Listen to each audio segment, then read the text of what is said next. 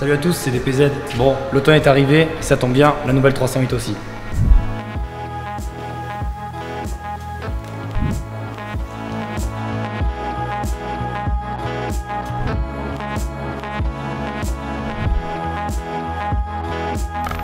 Et donc la voici complètement découverte, vous la voyez sous vos yeux, c'est parti pour un essai routier.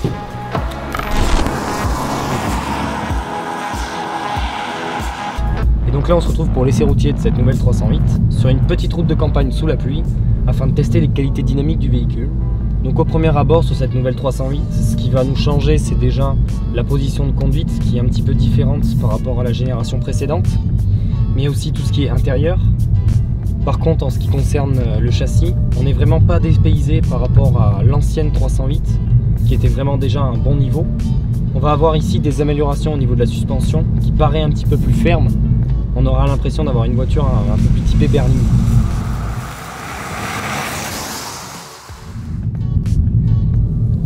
Voilà, comme on a pu le voir sur cette épingle, le fait qu'il y ait beaucoup d'aide à la conduite, c'est complètement rassurant. Là où le châssis est performant, c'est qu'ici on est sur une toute petite route bosselée, pleine de feuilles humides, et on n'a pas du tout peur de rouler dessus, on n'a pas du tout peur de glisser. Sur cette nouvelle 308, on retrouve un nouveau volant avec palette intégrée. Par rapport à la génération de palettes précédente, c'est vraiment un niveau au-dessus, puisque les anciennes palettes étaient vraiment paraissaient plus cheap, de moins bonne qualité. Ici, on a vraiment un ressenti beaucoup plus fluide, beaucoup plus direct. Et ça, c'est vraiment un niveau de qualité qui c'est une petite touche, mais qui fait que le niveau de qualité de la voiture dans son ensemble a vraiment augmenté. Et donc là, on va vous présenter un petit peu les options d'intérieur. Mais vous remarquez pas que je parle avec mes bras? Si, je crois que vous l'avez tous remarqué. Et pour cause, cette 308, elle dispose d'un niveau supérieur d'aide à la conduite. En fait, on va permettre de conduire sans toucher le volant. Alors bien sûr cette option elle n'est pas en continu, c'est-à-dire qu'il faut quand même à intervalles réguliers reposer ses mains sur le volant, et sur les virages trop serrés on sent que le système ne marche pas forcément à la perfection. Par contre quand ici c'est sur du roulant, on a le régulateur de vitesse et la voiture qui tourne toute seule. Donc ça peut être assez agréable pour se reposer un petit peu. Par contre voilà, il faut quand même bien garder à l'esprit que c'est une assistance, c'est pas un véhicule qui va vous conduire tout seul à 100%, donc c'est pas autorisé.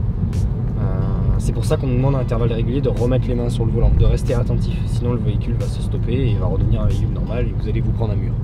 Mais là par contre voilà, en utilisation ponctuelle ça marche très bien. Donc franchement c'est un gros point fort au niveau technologie pour cette nouvelle 308, puisque là on a une des finitions les plus bas de gamme et là on est quand même équipé. On est sur la deuxième finition, la finition allure.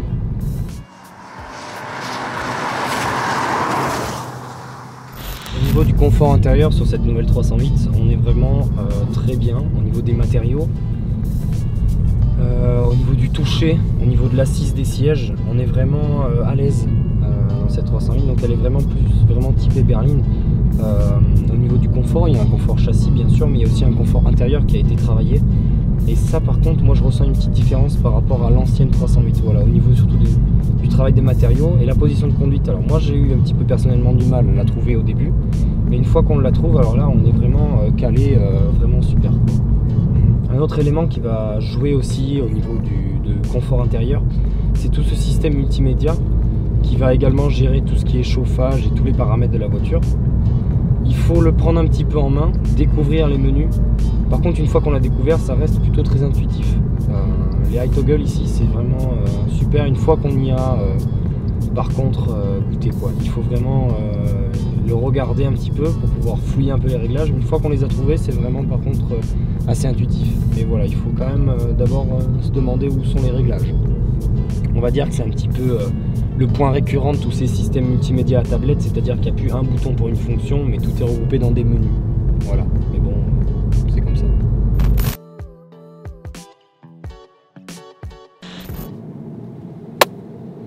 C'est bon ?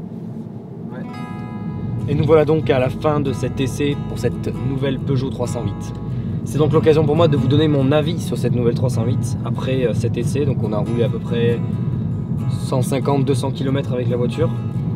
Donc pour rappel, cette nouvelle 308 on l'avait en version allure avec le 1,5 litre Blue HDI, 130 chevaux, boîte automatique AT8. voilà pour les spécifications. Moi c'est une voiture au niveau châssis que j'ai trouvé très rigoureux. L'ancienne génération je la trouvais vraiment top. Là je trouve que c'est vraiment la même copie, c'est vraiment top aussi. Au niveau des gadgets technologiques, il y a vraiment eu une avancée, on le voit vachement, hein. L'ancien intérieur de la 308 était un petit peu vieillissant et manquait un petit peu de gadgets. Ici on a fait plein de gadgets et surtout ici à cette nouvelle barre là. Alors au début on peut se dire tiens un écran supplémentaire, voilà. Moi ce que je me suis dit en tout cas en premier abord sur cette 308, et c'est une erreur de jugement puisque en final en l'utilisant comme ça je trouve ça vraiment super quoi. C'était les touches de piano mais ça fait vraiment plus, voilà, le rendu est vachement meilleur. Alors le modèle qu'on a essayé aujourd'hui est affiché au prix catalogue à 32 700 € au moment où on tourne cette vidéo. Au niveau du rapport qualité-prix, effectivement c'est pas une des meilleures finitions, cependant il y a quand même pas mal d'options sympathiques, malgré le fait que ce soit une des premières versions, des moins chères. Bon, ben, c'est un petit peu à l'image du marché de l'automobile moderne, c'est-à-dire un petit peu cher pour ce que c'est.